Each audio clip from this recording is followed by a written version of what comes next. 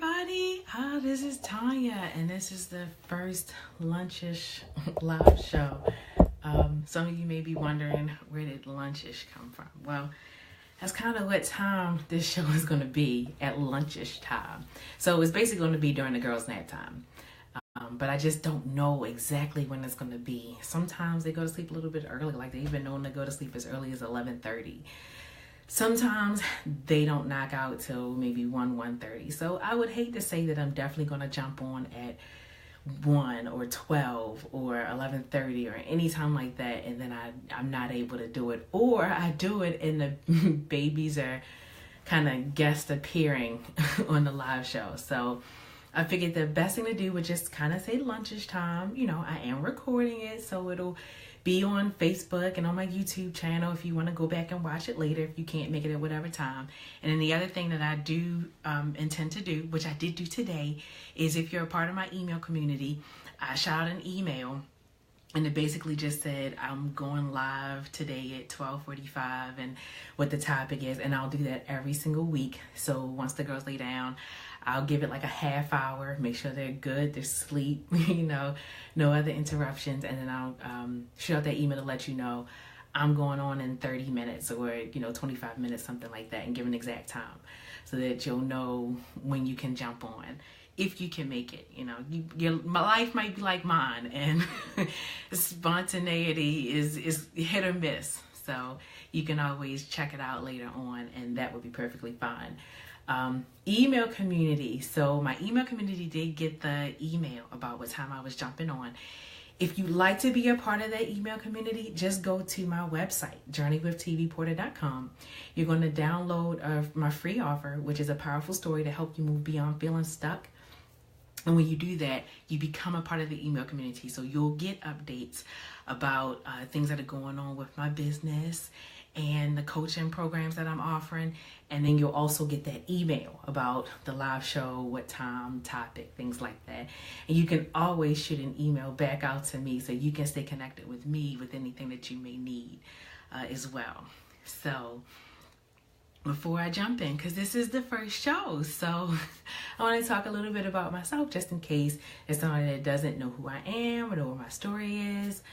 So like I said, my name is LaTanya, and I am a one-on-one personal coach, and I help single moms move through a major transition. So what exactly does that mean? So I'm going to go back a little bit and kind of talk about how I got here. So right around this time, actually 2 years ago, it was in March, 2 years ago, I got into a car accident. It was nothing like super major, but I was banged up pretty bad, and I did have to stop teaching fitness classes, which I was a full-time employee, and then I taught fitness classes part-time. So I had to stop teaching fitness classes, which, fitness had been a passion of mine for decades.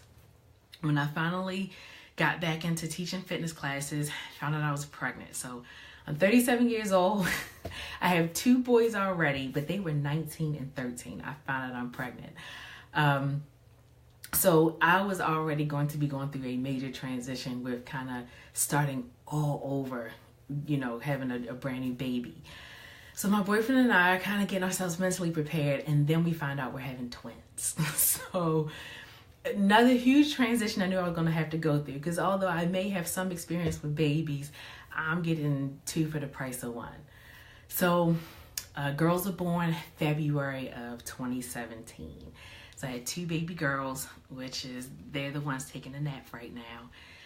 And less than 3 months later, so just before they turned 3 months old, my boyfriend died suddenly. So their father passed away, and that just kind of added to the major transition. So my life had taken so many twists and turns in that short period of time, in that short year.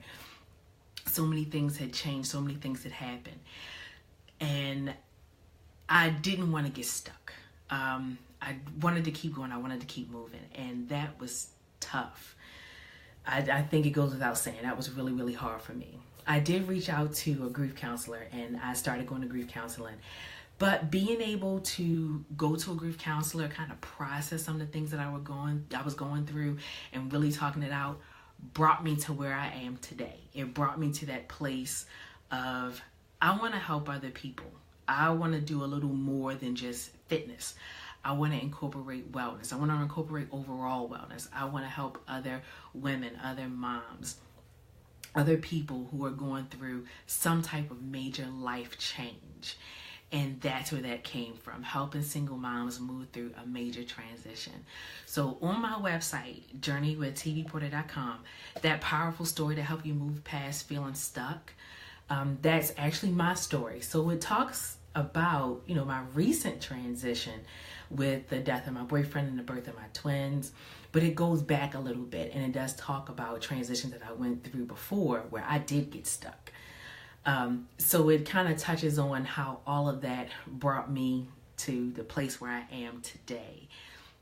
And once you become a part of my email community and you download that story, you would have access to, the current story, the story from the past, and then some things that I did to kind of help me move through that. So today's topic, I want to talk about self-worth and finding your true value. And I kind of landed on that topic because I felt like that's the foundation. Like that's where everything kind of starts. When you start to try to figure out where you're going, you have to figure out where you're starting from. So, because I thought, I was like, this is the first show. I literally could talk about anything. But I said, self-worth, finding your value, that's going to be, it's the foundation. It's where we just have to start. So a couple years ago when I was going through a kind of a major transition, I had this self-help book in the house. I didn't even remember how it got there. And I honestly wasn't sure if it was going to help me, but I said I would give it a shot. So I read this book. I still have it. And it's called The Ultimate Secrets to Self-Confidence. And it's by Dr. Robert Anthony. So I started reading this book, and the more I got into it, I was like, okay, it started to make sense, and it actually did help me to kind of look at some stuff in my life. So I want to talk about some of the points in this book. Definitely not going over the whole book, but there's some things that he talked about as far as self-worth and knowing your value. And because I think that when somebody asks us, hey, tell me a little about yourself, or when you think, oh man, what are some things that I can say that tell you about me? We kind of go into, well, I'm a mom, I have kids, or, I have a career in the insurance industry, or whatever it is. And I want us to kind of move away. When we talk about value, I want us to move away from quantitative things. Because if we kind of think about it, like, let's say that we say, wow, that kid is really smart, he gets straight A's.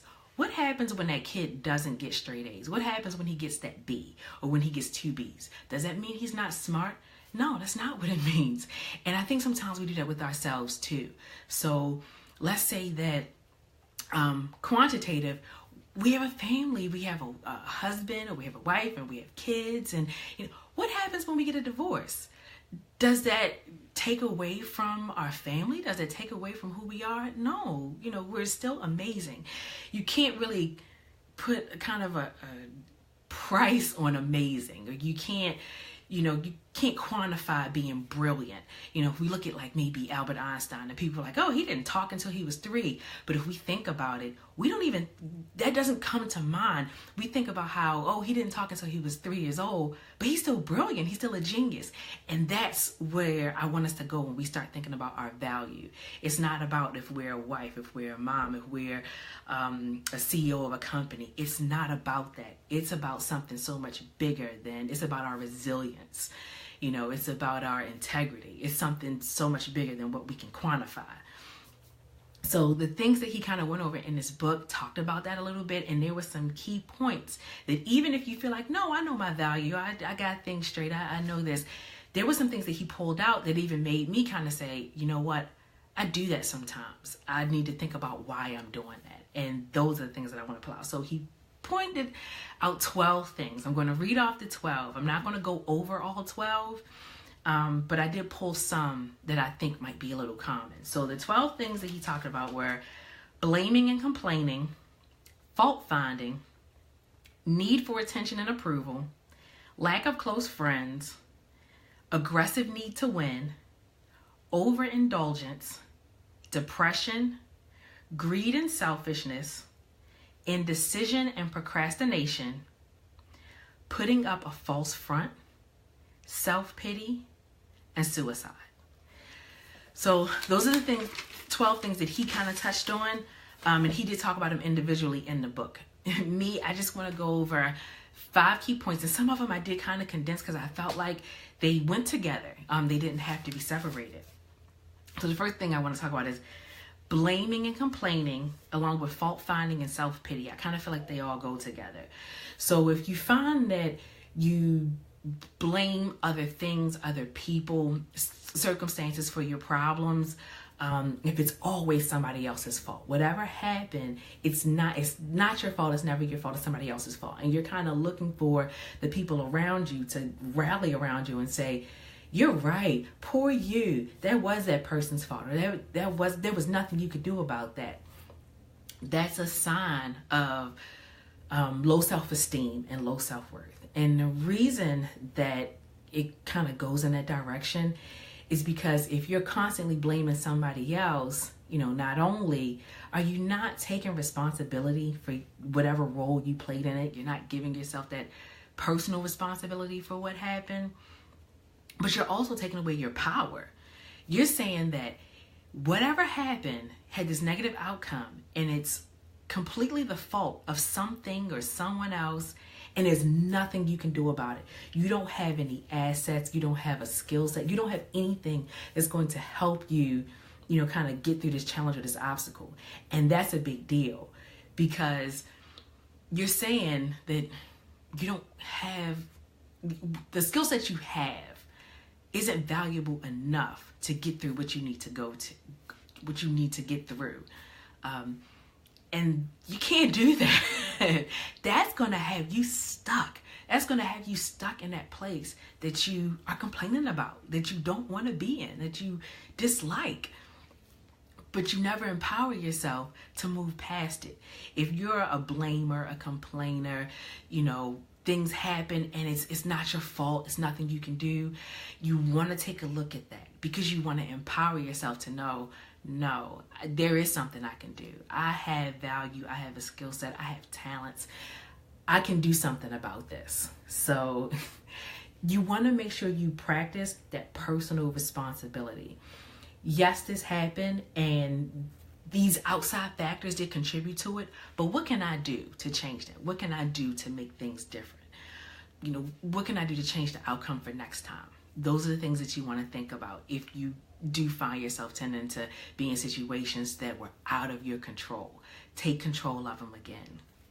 The other one I want to talk about, number 2, is indecision and procrastination.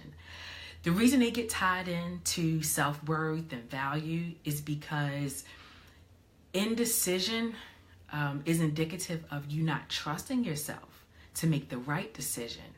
So you're going to be more reactive than you are proactive. If you don't make a decision, then you can't make the wrong decision. And it kind of goes back to the blame and the finding fault, because if you don't make a decision, whatever happens couldn't have been your fault because you never made a decision. So you can automatically blame whatever happened on something else. So that indecision, that procrastination, that, I'm not going to make a decision. You almost letting the decision make itself because you didn't take any action. So with that, you want to start making it. You practice making decisions. You practice making good decisions, bad decisions. And even with the bad decisions, you practice getting yourself out of those circumstances. You practice using your talents, using your powers, using the value that you have to get you through those challenges and through those obstacles. Those are the things that you want to take a look at and really try to implement, personal responsibility and also taking action. Don't be afraid to make mistakes. It's how we learn. Experience is the best teacher. Number 3, aggressive need to win. So some people will probably disagree with this a little bit because it's like, what's wrong with being competitive? We kind of live in a competitive world. We compete for spots in school. We compete for jobs. What's wrong with competing? There is a difference between aggressive need to win and competing. There are people who compete knowing that they'll never come in first. I've literally ran in like half marathons with thousands of people, and there are thousands of people who know they're not coming in first. They know they're not. There's only one person that can come in first. And these thousands of people know they're not coming in first. But they go out and they compete. And a lot of times they're just competing against themselves. If they did this half marathon in 2 hours, then they want to do their next half marathon in an hour and 50 minutes. If they did that half marathon in an hour and 50 minutes, they want to do their next one in an hour and 40 minutes. They're not looking to aggressively win this marathon. They're not running in the 5K because they know they can win the 5K. They step it up and they compete with themselves. When you have an aggressive need to win, you're not worried about the competition. You're worried about the title. You're worried about number one. You know, as adults, if we all went back to the 3rd grade, we crushed the 3rd grade. And not even that we remember everything from the 3rd grade, but we have the experience, we have the wisdom, we know how to implement tactics. We know we could crush the 3rd grade, but we don't want to go back to the 3rd grade. We don't want to win at the 3rd grade. We want to win at the goals that we're setting for ourselves right now. Aggressive need to win is like the things that you see in the movies where people are like pushing over old ladies at the wedding reception so they can cash the bouquet. And they might not even want to get married. But it's that aggressive need to win. That aggressive need to win is indicative of approval. You know, people saying, look, there's a winner. Look, that person's number one. Because we feel inadequate. So we need to win. We need to have some accomplishments so that we can feel like we're a winner and other people can look at us like we're a winner. So there is a difference between aggressive need to win and being competitive. Think about the goals that you have as more of a competition, because if these are your goals, it doesn't matter who got there first or who got there second. As long as you reach your goals, you've competed with yourself, and that should be okay. You should know that you have enough self-esteem, you have enough self-worth, you value your talents and your abilities to crush your goals. It doesn't matter what the people around you are doing. You can compete with yourself. You can never come in first in the overall grand scheme, but you can still win by crushing your own goals. And those are the things that you want to look at if you are one of those super aggressive need to win people, as opposed to just somebody who enjoys playing the game, just being a competitor, just being in the game. Number 4, need for approval. Go back to that a little bit, and putting up a false front. We live in the age of social media. So we have seen people do the craziest things for likes on social media, for comments. They pretend to be something that they're not because they can instantly post it, and people are like, oh man, look at them. They're doing something great. They're doing something big. They have this amazing life, when in actuality, it is nothing like that. You know, and I think I'm almost 40. So if you're around my age bracket, most of us have friends on social media that we knew before social media even existed. Most of our social media friends are going to be, you know, like our friends in real life. We know them. So when they go, we know when they go posting stuff, and we're like, dude, that is not you. But it happens, you know, it definitely happens. And a lot of it has to do with those people need to pretend to be something that they're not because they're upset. They're not comfortable with who they really are, who they actually are. They kind of need the approval. They need the likes and the comments, and they need the followers. They need that from, you know, other people to make them feel better about who they are, what they're doing, what they're pretending to do. It helps them. We don't want to let the appearance of living well outweigh the actual importance of living well. You know, if you focus kind of less on what people think and what their opinions are, you'll find that you get to focus more on actually being well. And when you are well, you don't even have to pretend to be anything. You are well. You are what people want to be, and not the facade that you want people to see. So really, really focus on actually being well. It doesn't matter what it looks like on the outside to other people. Focus on you. Be well. Know that who you are, who God created, this absolute masterpiece is perfect. Is just as perfect as it needs to be. And know that you are valuable in what you are offering. You know, no sugarcoating, no filters. You are awesome. Your value can't be quantified. It can't be quantified by likes. It can't be quantified by comments. It's just amazing. And that's all it needs to be. And the last one, and probably a really, really, really big one, depression and suicide. I combined those two from what he talked about. And I'm going to add in homicide. And the reason that I do that is because when there's some type of like, let's take like a school shooting, for instance.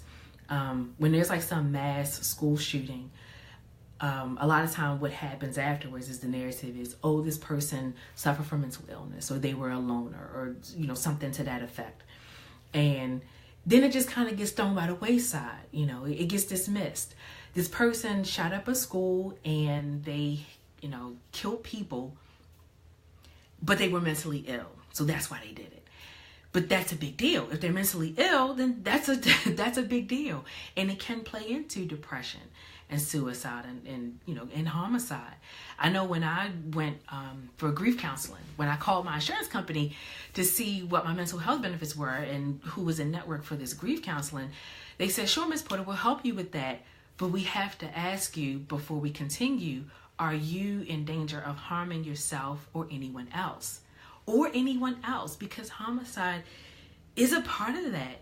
And a lot of times when people don't value themselves, when they don't value who they are, they don't appreciate who they are, they don't understand who they are, you feel hopeless. And that's the depression feeling. Depression isn't just, I feel really, really sad. Because a lot of us can feel, we can watch a movie and feel sad. Depression is hopeless. Depression is, there's nothing I can do. There's no way out of this. I'm stuck. I don't have anything to offer the situation that can pull me out of it. And it can kind of snowball into a suicide or even a homicide. You don't value yourself. Why would you value anything else? If you don't value yourself, you may harm yourself. If you don't value yourself, you may harm other people, knowing that somebody's going to harm you anyway. Like, it could be kind of a kamikaze mission. Like, that's dangerous. And I think that I said this is kind of the most important, because that's a dangerous place to be in. It's super, super dangerous. If you find yourself just feeling absolutely hopeless, or in a place where you might harm yourself or harm somebody else, you want to seek help. And I'm not even talking about professional help. It doesn't have to be professional help. It could be a friend. It could be, EAP at work. It could be your pastor. It could be anybody, but you want to seek help. You don't want to try to combat that by yourself. And FYI, in case anyone is curious, suicide and homicide are medical conditions. They are considered medical emergencies. And if you called 911, they would help you. If you maybe had a friend that you thought was depressed and in danger of harming themselves, you could call 911. It's considered a medical emergency. And I want to impress that upon you, because I want you to understand that it's serious. You don't have to tough it out. If there's nobody in your circle that you like, I can go to them, I know they're going to be able to help me, there are anonymous hotlines that you can call. Just don't let it drag out. If you get there, if you get to that point, it is serious. So take it as seriously as you need to, and like I said, last resort, if you absolutely have to, 911 will help you. They absolutely will. So don't be afraid to use it as a resource if you have to. So I just want to wrap this up, by saying that this is why self-worth is so important. Because it leads to all of these things where we don't know if we have what it takes to get over the hurdle or to get to the next one. It's hard to go through a major transition if you don't value the skill set and the talents that you have to get you through. if you're always doubting yourself, if you're always questioning, if you're worried about making the wrong decision, if you don't empower yourself to, not blame others or to not find fault, that's what happens. You don't feel like you're worthy. You don't feel like, and it snowballs, it trickles, it gets worse. So that's why that's the foundation. You want to make sure that you establish that foundation, as you're moving through this transition, and making sure you can make it as smooth and as easy as possible. And that's why, I kind of felt like this was my calling, because I remember the place where I got stuck. And then I remember the place where I wasn't so stuck. And I'm just like, I want to use my talent. I want to use my experiences. I want to use what's been given to me to empower me, to help me help other people. That's why I'm here. That's why I'm doing this now. So, like I said, at my website, Journey with TV Porter, you can become a part of the email community, download my story, kind of figure out a little more about kind of how I got here. And then if you might need some tips to kind of keep you pushing, it's in there as well. So I absolutely appreciate you guys hanging out with me today. And then, like I said, I'm definitely going to post this right here on Facebook, so you'll be able to watch it if you didn't get a chance to join me live. And it'll also be on my YouTube channel, and that's Journey with TV Porter as well. So you can jump on there. And if you're a part of the email community, I'll let you know when I get a chance to upload that in. So thanks so much. I hope you guys have an amazing rest of your Monday and an awesome week. And I will be talking to you soon. Bye.